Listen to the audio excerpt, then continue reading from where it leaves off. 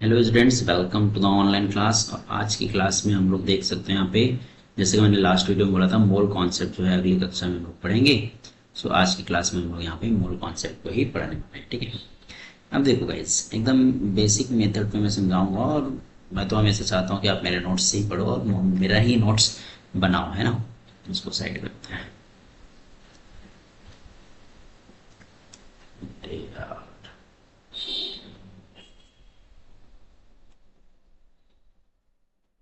सही है, इम्पोर्टेंट है। चलो छोड़ो। सो मोल कॉन्सेप्ट या मोल संकल्पना, इंग्लिश पे इसको अपन क्या बोलते हैं? Mole concept. ठीक, आज की कक्षा में इसको निपटाते हैं, ठीक है। चलो। सो मोल कॉन्सेप्ट या मोल संकल्पना को समझने से पहले आपको समझना पड़ेगा कि मोल क्या है भाई। ठीक, तो देखो गाइज, मोल जो है एक लैटिन वर्ड है, और इस लैटिन वर्ड का मतलब होता है ढेर। ओके, हम ओके हम तो बोलते हैं शायद इंग्लिश में, तो ढेर या हम्प होता है, ठीक है। सो हुआ क्या होगा मेरे हिसाब से, कि जैसे हम लोग बोलते हैं ना कि 1 डजन, एक दर्जन बराबर कितना होता है? 12 पीस। एक दर्जन बराबर क्या होता है? 12 पीस, 12 नग होता है। तो उसी तरीके से जब छोटे छोटे कणों, कण मतलब क्या क्या, परमाणु हो गया, है ना, अणु हो गए, आयंस हो गए, तो जब इनको एक ग्रुप का, मतलब एक ग्रुप बनाकर एक नाम देने की जब बात आई होगी, तो उसी टाइम क्या नाम दे दिया गया होगा? मूल। ठीक है, क्या नाम दे दिया गया होगा? मूल। ठीक है, यही स्टोरी हम माइंड में रखते हैं और यही हम लोग ध्यान रखें, ठीक है। बाकी हम लोगों को कोई मतलब नहीं है कि किसने क्या किया, कैसे किया, हम लोगों को कोई मतलब नहीं, ठीक है। So 1 mole is equal to, एक नाम याद रखना बस थोड़ा सा, ओस्टवर्ल्ड। सबसे पहले नाम जो मोल प्रस्तावित किया था, किसने किया था? ओस्टवर्ल्ड, ओस्टवर्ल्ड ने किया था, ठीक है। So 1 mole is equal to क्या होगा? कितने को बोला जाएगा? जैसे 1 dozen is equal to 12 piece बोला गया, तो 1 मोल इज इक्वल टू कितना पीस होगा? तो याद रखना 6.022 इंटू 10⁻23 पार्टिकल्स या कण। और ये कण आपके परमाणु हो सकते हैं, अणु हो सकते हैं, या फिर आयंस भी हो सकते हैं, ठीक है। तो यही जो है आप लोगों को बेसिकली याद रखना है, और यही सबसे इंपॉर्टेंट पॉइंट है इस पूरे मोल कॉन्सेप्ट में, ठीक। कि 6.022 इंटू 10⁻23 पार्टिकल्स, अभी पार्टिकल्स आपके एटम, मॉलिक्यूल या आयंस ना, कुछ भी हो सकते हैं, ठीक है। अच्छा, ये जो 6.022 इंटू 10⁻23 है, इसी को बोला जाता है एवोगैड्रो नंबर। एवोगैड्रोज नंबर, ये भी इंपॉर्टेंट पॉइंट है, इसको याद रखना। क्या बोला जाता है इसी को? एवोगैड्रो नंबर, ठीक है। बस इतना ही आप लोगों को जानना है। अब सीधा सीधा क्वेश्चन पे आते हैं। आप लोगों को क्वेश्चन में दिया रहेगा, ठीक है। पहले एक बार फॉर्मूला बता देता हूँ। हम लोगों को दो फॉर्मूला यहाँ पे याद रखना है। सबसे पहले हम लोग हमेशा निकालने की कोशिश क्या करेंगे भाई? तो नंबर ऑफ मोल्स, बस इतना ही है ना। हमारा जो कॉन्सेप्ट है मोल संकल्पना में, बस इतना ही है और कुछ भी नहीं है। सो नंबर ऑफ मोल्स या मोलों की संख्या, मोलों की संख्या 9th और 10th के बेसिस की मैं बात कर रहा हूँ ना। 11th 12th पे थोड़ा सा और लेवल हाई होता है। तो मोलों की संख्या हम लोग इसको स्मॉल n से प्रदर्शित करेंगे, तो ये होता है आपका गिवन मास बटे मोलर मास, ठीक है। हिंदी में क्या बोलेंगे इसको? दिया हुआ मास, दिया हुआ द्रव्यमान, ठीक है। ये क्या है, सब समझ में आया आपको, ठीक है। बटे हो जाएगा मोलर द्रव्यमान या आणविक द्रव्यमान, या अणु भार भी कह सकते हो, ठीक। दिए हुए द्रव्यमान को हम स्मॉल m लिखेंगे और इसको कैपिटल M लिखेंगे, तो हमारे पास एक फॉर्मूला आ गया, n is equal to small m upon capital M। जो स्मॉल m होगा वो ग्राम में रहेगा, कैपिटल M जो रहेगा ग्राम पर मोल में रहेगा, तो हमारा आंसर किस में आ जाएगा? मोल में आ जाएगा, ठीक। ये तो तब का केस हुआ जब हम लोगों को द्रव्यमान दिया रहेगा, मास दिया रहेगा, ठीक है। एक और फॉर्मूला याद रखना, number of moles n is equal to होता है गिवन नंबर ऑफ पार्टिकल्स, ठीक है। क्वेश्चन कराऊंगा तो और क्लियर होगा, बटे एवोगैड्रो नंबर, एवोगैड्रो नंबर, ठीक है। हिंदी में क्या बोलेंगे? दिया हुआ, दिए हुए कणों की संख्या बटे एवोगैड्रो संख्या, एवोगैड्रो अंकीय संख्या। ठीक है, इसको हम कैपिटल एन और इसको हम n0 से प्रदर्शित करेंगे, और हमको मालूम है n0 या एवोगैड्रो नंबर हमेशा फिक्स होगा 6.022 into 10⁻23। So n is equal to आ गया n/n। ठीक, तो ये सब आप लोग याद रखोगे। यहाँ पे नंबर ऑफ पार्टिकल्स, अब दोनों नंबर है यहाँ पास, है ना, और ये क्या होता है पर मोल पे, मतलब एक मोल में इतने पार्टिकल्स होंगे, है ना, पार्टिकल्स पर मोल है ये, और ये पार्टिकल्स है, तो यहाँ पे भी कट जाएगा, तो हमारा यूनिट फिर से क्या आ जाएगा, इसमें मोल ही आ जाएगा। ठीक है, चलो इसको क्रॉस करके अपन एक बॉक्स में छोटा सा ले लेते हैं। ठीक है,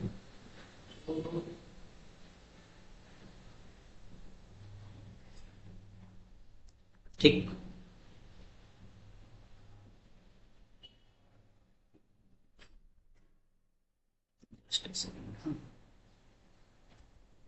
वो भी नहीं भाई, हो गया। चलो, तो ये हमारे पास फॉर्मूला हमारे पास है। ठीक, चल मैं कुछ क्वेश्चंस लेता हूँ और समझने की कोशिश करते हैं सारी चीजें। ठीक है, पहले डायरेक्ट डायरेक्ट क्वेश्चन करते हैं, फिर थोड़ा सा अच्छा क्वेश्चन करेंगे।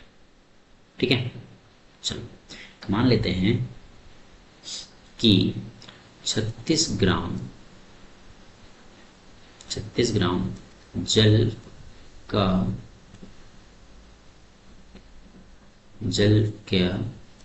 मोलों की संख्या ज्ञात कीजिए। ठीक है,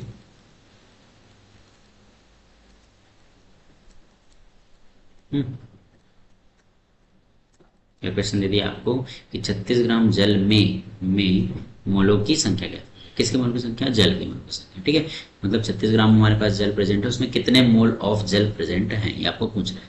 तो ये जो 36 ग्राम दिया हुआ है, यही हमारा स्मॉल एम हो जाएगा। तो n इज इक्वल टू क्या हो जाएगा, small M upon capital M. अब बात यहाँ पे है कैपिटल एम की, तो कैपिटल एम निकलेगा फॉर्मूला से, हम लोगों ने पढ़ रखा है। हमारे पास फॉर्मूला क्या है, H2O। H का मास कितना होता है, एक हाइड्रोजन का मास होता है A, तो हाइड्रोजन है तो मास कितना हो जाएगा 2, धन ऑक्सीजन का मास कितना होता है 16, तो टोटल मास कितना आ गया 18।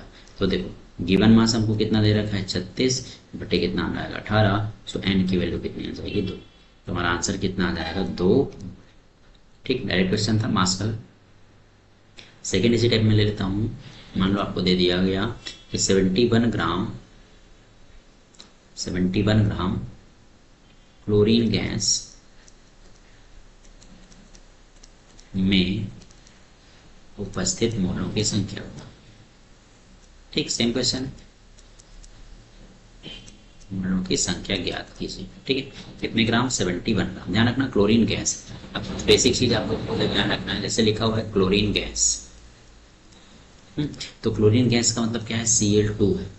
ठीक है, लिखा हुआ है क्लोरीन एटम या क्लोरीन परमाणु, क्लोरीन परमाणु, इसका मतलब क्या है, क्लोरीन है।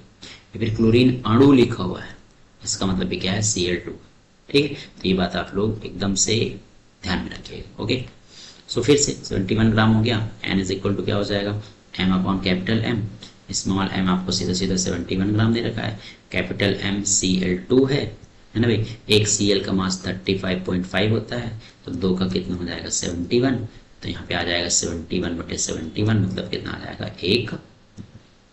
ठीक, समझ गए, इस तरीके से कैलकुलेट हम लोगों को करना होता है। चलो अब पार्टिकल वाला देखते हैं। पार्टिकल के लिए हमारे पास फॉर्मूला क्या है, तो हमारे पास फॉर्मूला है n is equal to n upon n0। n0 हमेशा 6.022 इंटू 10⁻23 होता है। ठीक है, सिंपल क्वेश्चन देखते हैं और समझते हैं। मान लो आपको क्वेश्चन में दे दिया गया कि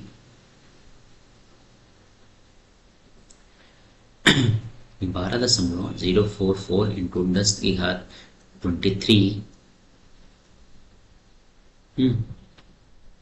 नाइट्रोजन गैस में उपस्थित मोलों की संख्या ज्ञात कीजिए। ठीक है, बताना है। देखो अब यहाँ पे हमको फॉर्मूला से कोई मतलब नहीं, फॉर्मूला से हमको तब मतलब होता है जब हमको क्या दिया हो मोलर मास की नीड हो। लेकिन हमारे पास यहाँ पे पार्टिकल दिया हुआ है तो हम लोग सीधा क्या लिखेंगे, n इज इक्वल टू, भाई हमारे पास n अपॉन n जीरो होता है, n की वैल्यू आपको दे देगी ये 12.044 इंटू 10⁻23 बटे 6.022 इंटू क्या हो जाएगा 10⁻23 हो जाएगा। ये पूरा आपका कैंसिल आउट हो जाएगा, ये 2 बार में चला जाएगा, तो आंसर कितना हो जाएगा 2। ठीक, समझ गए। थोड़ा सा क्वेश्चन टर्न करता हूं मैं, क्या कि 2 मोल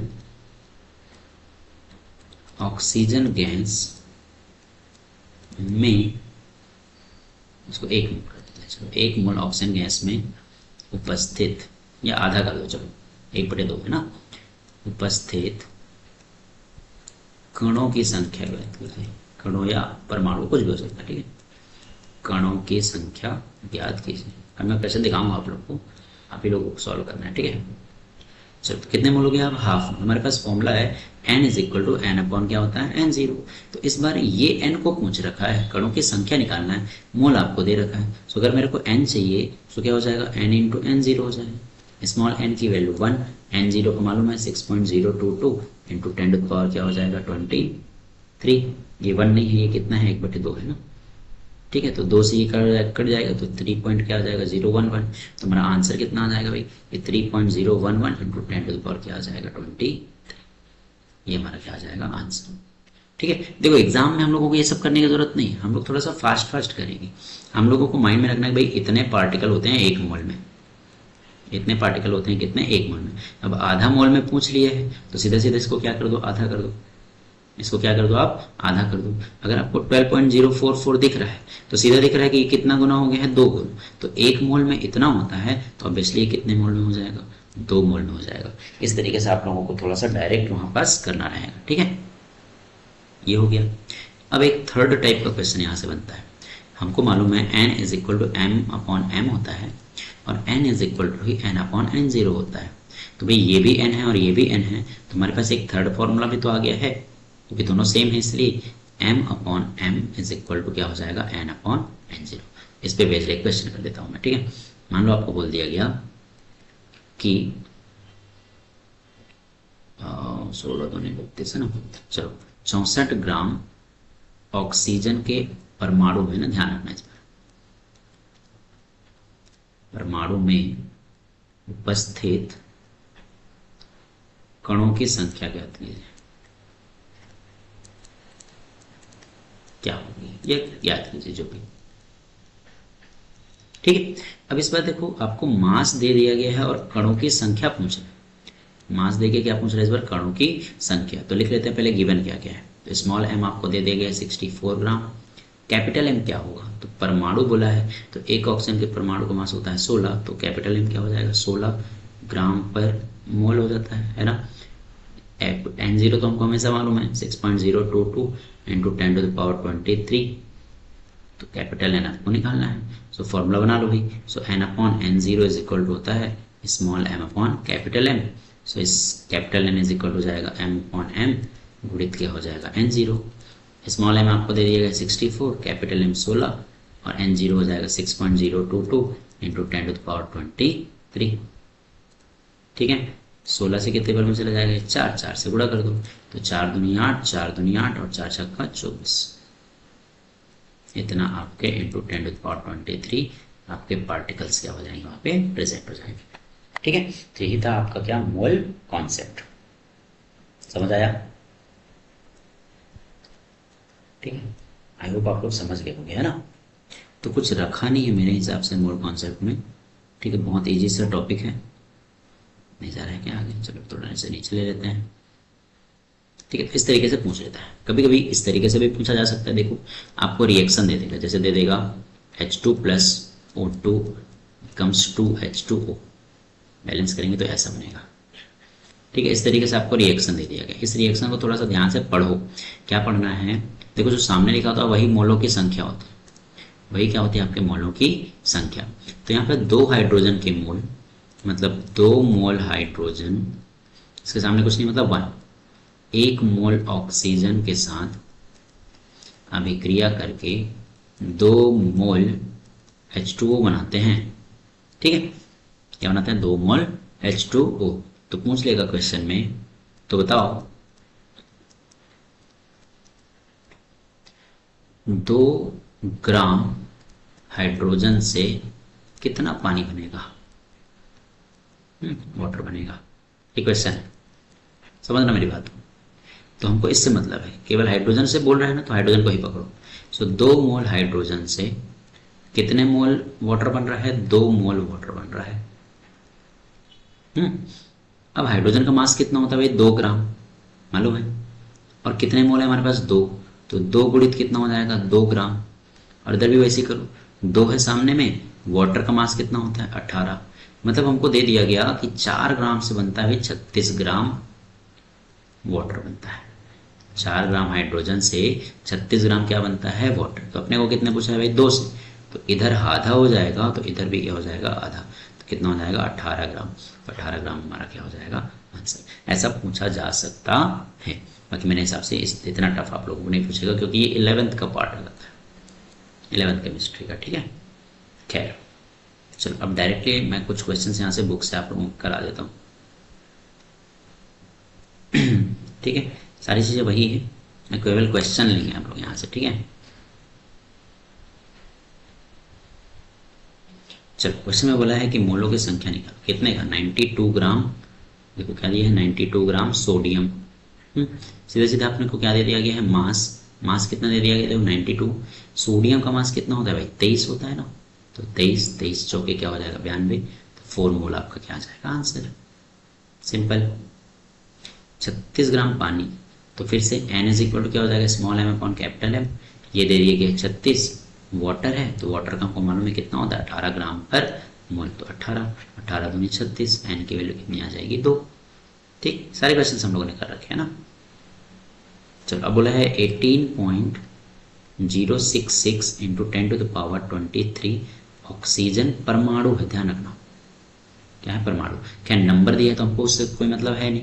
तो n इज इक्वल टू हो गया गिवन नंबर बटे 6.022 इंटू 10⁻23। देखो ये कैंसिल, ये कितने बार में जाएगा, 3। तो आंसर कितना आ जाएगा, 3 मोल, है ना। कितना आंसर आ जाएगा आपका, 3 मोल। देख सकते हो 3 मोल आ गया। अब देखो यहाँ पे बोला है ऑक्सीजन परमाणु, तो उतना ही ना दिया है, 1 मोल में 6.022 इंटू 10⁻23 होता है, तो उतना ही तो दिया है। तो आंसर भी सीधा सीधा क्या आएगा, 1 मोल आएगा। आपको कुछ करने की जरूरत नहीं है। अब बोला 10 ग्राम नाइट्रोजन अणु है। क्या है, 10 ग्राम नाइट्रोजन अणु, कणों की संख्या निकालनी। ये आप लोगों का होमवर्क है, जो लास्ट टाइप आप लोगों ने किया था, है ना। ठीक है, चलो कुछ और चीजें जो यहाँ पर दी होंगी उसको मैं यहाँ पे आप लोगों को समझा दे रहा हूँ। ठीक है, ये सब हम लोग को मालूम है वैसे। ठीक है, एक चीज याद रखना, यहाँ पास लिखा हुआ है कि 23 अक्टूबर को प्रतिवर्ष अंतर्राष्ट्रीय मोल दिवस मनाया करें। कब, 23 अक्टूबर, अभी आने वाला है ना भाई। आज 19 तारीख है, 4 दिन बाद आने वाला है अंतर्राष्ट्रीय मोल दिवस, याद रखना। ठीक है, चलो सारी चीजें तो हम लोग समझ गए हैं, कुछ क्वेश्चंस कर लेते हैं। चलो, CH3OH का अणु भार निकालना हम लोग जानते हैं, चलो निकाल लेते हैं। CH3OH, तो CH3OH, कार्बन का 12, हाइड्रोजन का 3, ऑक्सीजन का 16 प्लस 1, तो 3 और 1 4, 16 4 20 और 12 कितना हो जाएगा, 32। Option number A. क्षारीय मूलक, मैंने बताया नहीं था क्षारीय मूलक। देखो, एक होता है अम्लीय मूलक, है ना, और एक होता है क्षारीय मूलक। ठीक, एक अम्लीय मूलक और एक क्या होता है, क्षारीय, और एक क्या होता है, उदासीन। ठीक है, अम्लीय मूलक उसको बोलते हैं जो हमेशा धन आयन बनाते हैं। क्या बनाते हैं, धन आयन। हाइड्रोजन से याद, हाइड्रोजन रिस्पॉन्सिबल होता है किसके लिए, अम्लीय के लिए। तो हाइड्रोजन हमेशा प्लस आयन होता है, इसलिए क्या होगा, धन आयन। तो अम्लीय क्या होंगे, धन आयन। क्षारीय हमेशा होता है OH माइनस आयन, तो माइनस है तो हमेशा ये क्या होगा, ऋण आयन। और उदासीन क्या होता है आपका, 0। तो ऑप्शन कौन सा हो जाएगा आपका, धन, सॉरी ऋण आवेशित। ठीक है, जिन आयनों पर ऋण आवेश होता है वे धनावेशित आयन होते हैं, क्षारीय मूलक होते हैं, अम्लीय मूलक होते हैं, या उदासीन तो क्या होते हैं, क्षारीय। ठीक है, एवोगैड्रो संख्या मान कितना होता है भाई, तो option number A. 0 degree Celsius ताप पर, वायुमंडलीय दाब पर एक, ध्यान रखना कितना होता है, 22.4 लीटर। याद रखना, 1 मोल गैस का आयतन कितना होता है, 22.4 लीटर। ठीक है, ये याद रखना आप लोगों को। ब्लैंक यौगिकों के सूत्र इकाई द्रव्यमान होता है, ये सब हम लोग नहीं पढ़ा इस फोटो। चलो C12H22 निकालो, C12 है, H22 है और O क्या है 11, तो C12 तो 12 गुणित क्या हो जाएगा 12 कार्बन का मास, हाइड्रोजन तो 22 ही हो जाएगा, ऑक्सीजन का कितना हो जाएगा 16 गुणित 11, गुणा कर दो तो 144 धन 22 धन 16 एकम 16 और 16 एकम 16 और 1 17 हो जाएगा, जोड़ दो भाई, तो 22 171 4 2 6 1 7 7 2 9 4 13 के 3 और 337 सही निकाला है ना। 16 गुणित 11 22 4 2 6 11 चक्का 6, हाँ ये गलत करे, 16 एकम 16 होगा ना जी, 16 एकम 16 की 6 हासिल 1, 16 एकम 16 और 1 17, 4 2 6 6 12 के 2 हासिल 1, 7 1 8 2 10 4 14 के 4 हासिल 1, 342 ग्राम पर। PO3 आयन में तत्वों की संख्या तो देख लो 1 और 2, फास्फोरस है और क्या है ऑक्सीजन है। 1 मोल कार्बन में परमाणुओं की संख्या कितनी हो जाएगी 6.022 इंटू 10⁻23। 1 मोल जल का द्रव्यमान कितना होता है 18 ग्राम, सिंपल, ठीक है। चलो मिलाओ, 1 मोलों में अणुओं की संख्या कितनी हो जाएगी भाई, इतनी हो जाएगी। अम्लीय मूलक, अम्लीय मूलक मैंने क्या बताया था जो धन आयन बनाएगा, तो सीधा सीधा है, क्षारीय मूलक भी सीधा सीधा है, ठीक है। 1 मोल नाइट्रोजन परमाणु का भार कितना हो जाएगा 14 ग्राम, कार्बन के 88 ग्राम मोलों की संख्या 2, ठीक है। देखो CO2 है, 1 मोल में कितना होता है 44, तो 2 मोल में कितना हो जाएगा 88, सिंपल, ठीक है। ये आप लोगों का होमवर्क है भाई, अणु भार निकालने का। और ये सब भी, ये देखो ये सब भी आप लोगों का क्या है होमवर्क। इस बार मोल दे दिया गया और द्रव्यमान पूछा है, जैसे एक मैं बता देता हूँ, चलो 5 मोल अमोनिया है ना भाई, तो सीधा सीधा कैसे करोगे, 1 मोल अमोनिया में कितना मास आ जाएगा 17 ग्राम आ जाएगा, कितने का पूछा है 5 का, ऐसे नहीं बनाना, जैसे आप लोग बनाते हो n इज इक्वल टू क्या होता है small m upon capital M, capital M कितना आ गया हमारे पास 17 ग्राम, स्मॉल m आपको पूछा है और ये कितना दे दिया गया 5, तो 17 पंचे कितना आ जाएगा 85 ग्राम, ठीक है। जैसे मैं डायरेक्ट कर रहा था। अब देखो 1 मोल में कितना हो जाता है 18, तो आधा मोल में कितना आ जाएगा भाई 9, सीधा। सोडियम आयन है, क्या है सोडियम आयन, तो मास तो सही रहेगा ना भाई, तो 1 मोल सोडियम आयन में मास कितना होता है 23, तो 1.5 मोल का पूछा है तो 1.5 से गुणा कर दो सीधा, ठीक है। 1 मोल ऑक्सीजन परमाणु है तो कितना होता है 16, तो कितने पूछा है 0.2, तो 2 से गुणा कर दो, ठीक है। ये बनाइएगा आप, ठीक है, नहीं बनेगा तो बताइएगा, हम लोग उसको सॉल्व करेंगे, ठीक है। तो इस तरीके से आप लोगों का मोल कॉन्सेप्ट यहाँ पर क्या हो जाता है गाइज, एंड हो जाता है, ठीक है। तो वापस से हम लोग सिलेबस की तरफ चलते हैं, ठीक।